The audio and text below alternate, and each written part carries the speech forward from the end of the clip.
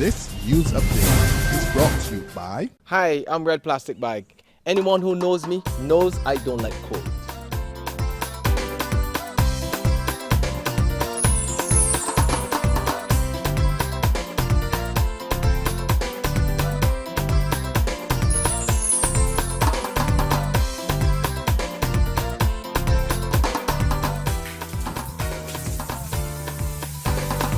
Sunshine reigns in my country. I love it.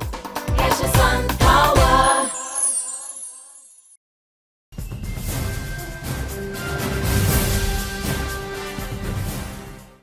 This is the 7 a.m. Barbados Today update for Monday, March 31st, 2014. I'm Kmar Jordan. It's the final day of the month and the last day of work for scores of public sector workers in Barbados. They'll be the last to go under a grueling 2-month retrenchment exercise that has resulted in the layoff of over 3,500 government workers.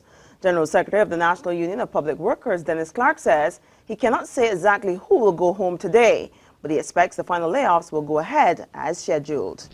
In the meantime, Tourism Minister Richard Seeley is assuring Barbados Tourism Authority workers that they're not on the government's layoff list. He's attributing recent staff changes at the BTA to plans to replace the Tourism Marketing Agency with 2 new entities by August 1. Just over a dozen workers, including the CEO and President Urban Cumberbatch and the Acting Senior Vice President of Marketing, April Barr, have been sent on early retirement effective April 27. Mr. Seeley says the changes are necessary and must take place by the end of July. This is no guise of any retrenchment exercise or anything. It's part of the necessary restructuring for public sector institutions that govern tourism. Now we're happy to get it done. Meantime, the opposition leader, Mia Montley, is urging Barbadians not to turn their backs on public servants who've been laid off. She issued the call at the Barbados Labour Party's anniversary service at the Pouring the Blood Assembly in Kew Street, St. Michael, yesterday. If we do not stand up for the weakest among us, God help this country, God help our people.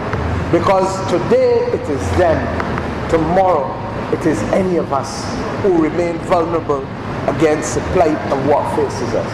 I ask us to summon today the commitment and the courage to know that we are fighting a cause that is greater than the Barbados Labour Party, that is greater than each of us.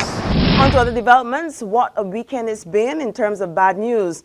An Oyston's Christchurch family is mourning the loss this morning of a 13-year-old boy to an accident yesterday afternoon.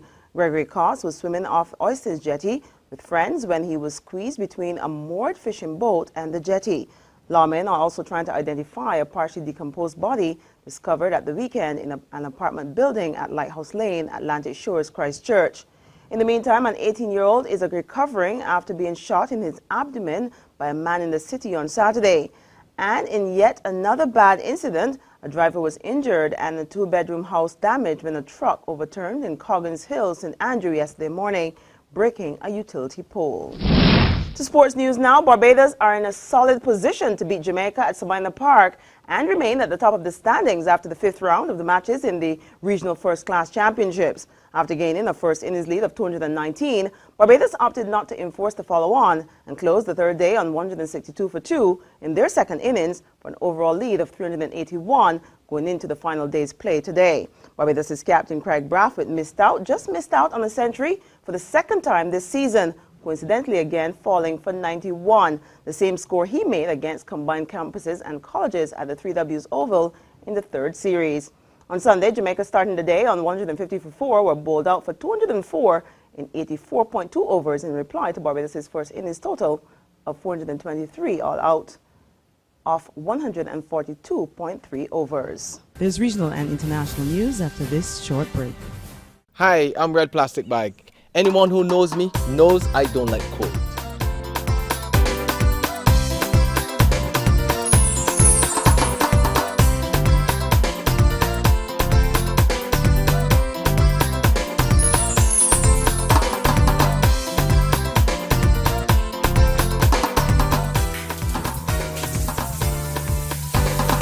Sunshine reigns in my country. I love it. Sun power.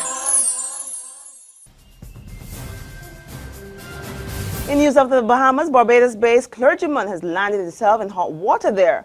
Prophet L.L. Spencer, who operates a church on Robert Street, is under investigation after churchgoers said they were swindled out of thousands of dollars before the Barbados-based priest left the country.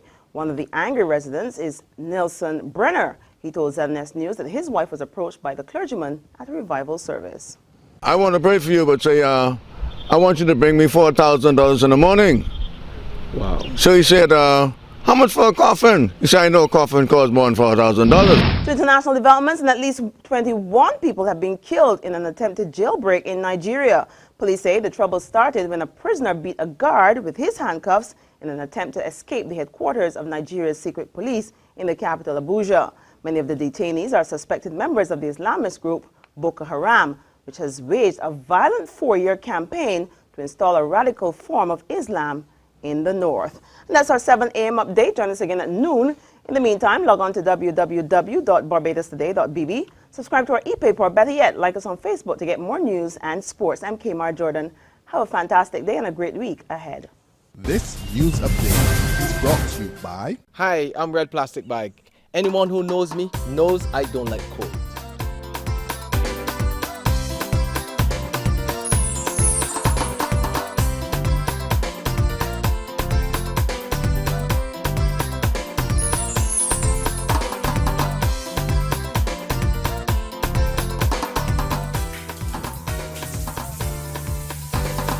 Sunshine reigns in my country. I love it.